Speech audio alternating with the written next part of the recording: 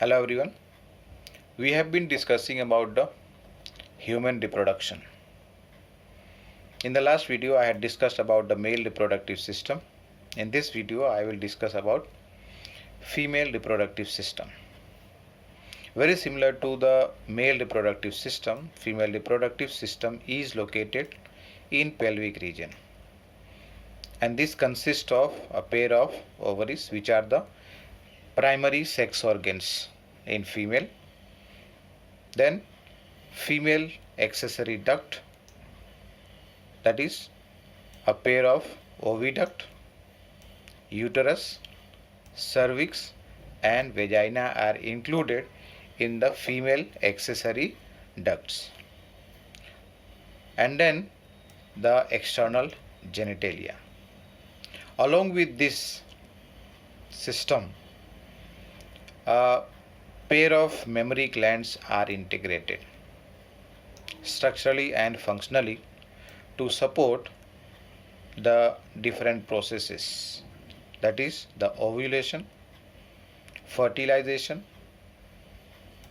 pregnancy, birth and childcare.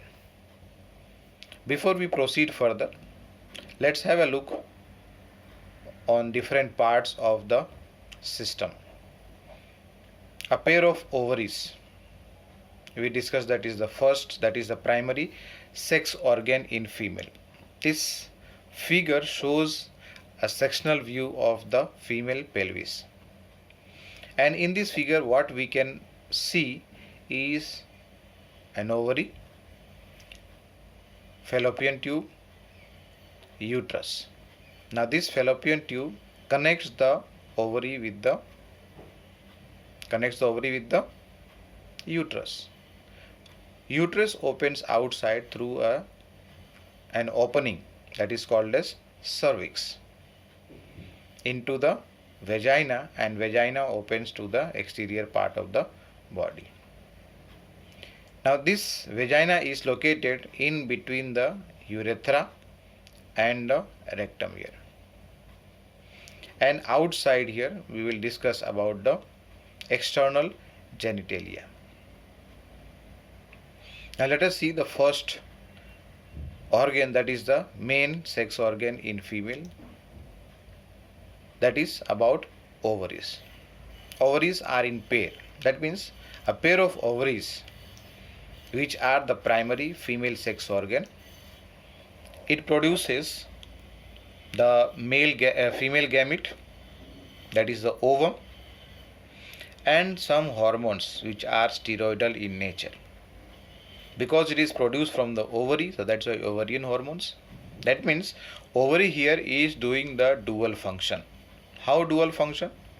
Because it is producing the ovum, that is the female gamete, and plus the hormones are being produced, and that's why it becomes here now it is performing dual function. Now ovaries, what shape they are? Ovaries are almond shaped, solid and grayish pink in color. These ovaries are located in the lower abdomen, one on each side. It is located in the lower abdomen, one on each side, and they are held in position by ligaments. These ligaments help to attach the ovary to the pelvic wall and also to the uterus.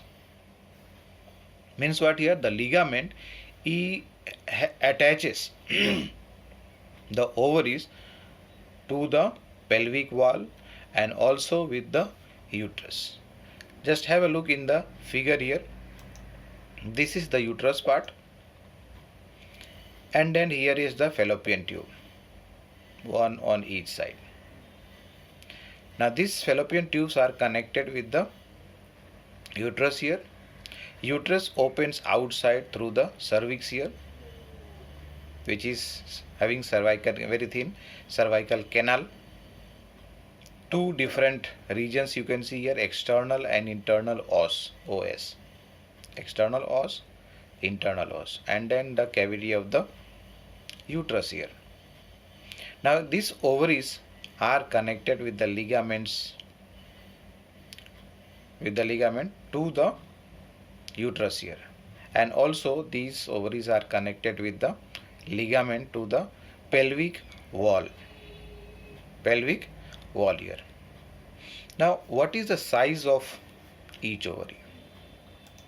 Each ovary is about 2 to 4 centimeter in length and 1.5 centimeter in width and 1 centimeter in thickness. Once again, what is that? Each ovary is around about 2 to 4 centimeter in length, 1 to 4 centimeter in width and 1 centimeter in thickness. Now internally, that is internal structure, you understand anatomically means what? Internally or in the internal structure, each ovary is differentiated into 4 parts. One by one. The outermost is what? Our outermost layer is the germinal epithelium. This is the outermost layer, and this is formed of simple squamous and cuboidal cells. And it forms oogonia in fetus. The second layer is tunica albuginea.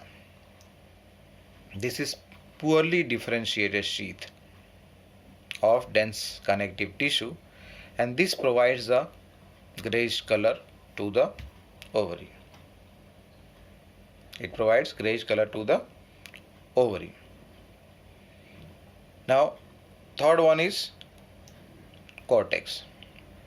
This is a wide layer of connective tissue. It is a wide layer of connective tissue which has ovarian follicles in it, and there are some or few blood vessels here and there. And the innermost, that is the medulla, is the central part of the ovary, and this is made up of less dense connective tissues. It contains many rounded or oval bodies, and these rounded or oval bodies are called as ovarian follicles, which are at various stages of their development, which will be developing into a mature ovum each menstrual cycle. Cortex and medulla together, it constitute, or it is called as stroma. Cortex and medulla दोनों साथ में, it is called as what? Stroma. Now coming further to second part, that is the ducts, accessory ducts, female accessory ducts here.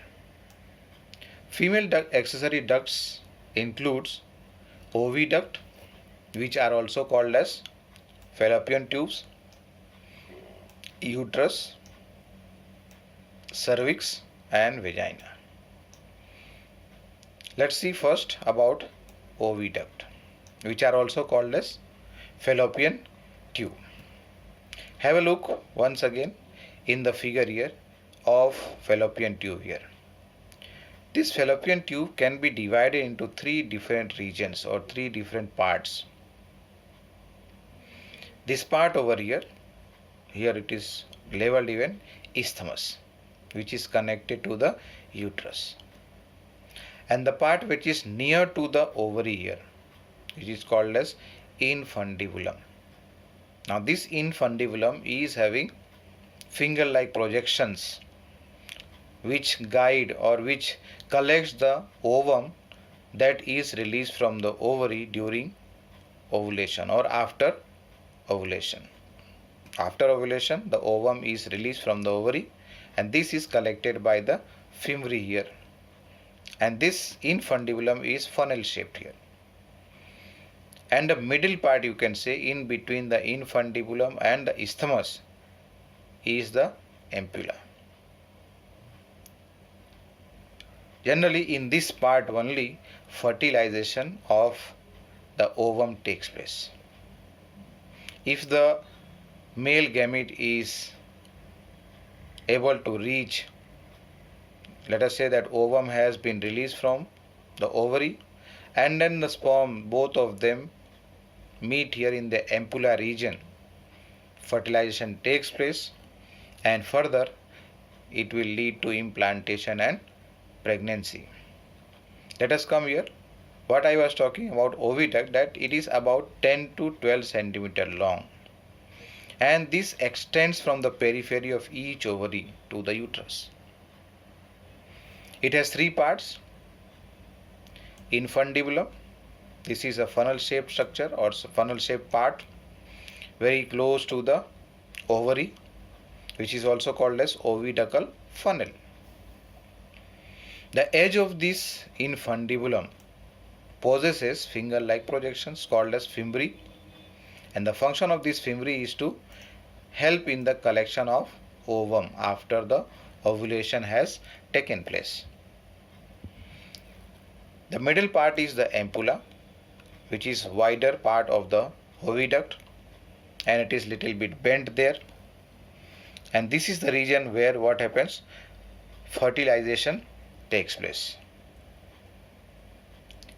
And the third part is the isthmus, which is the narrow lumen, or which has the narrow lumen and joins with the uterus.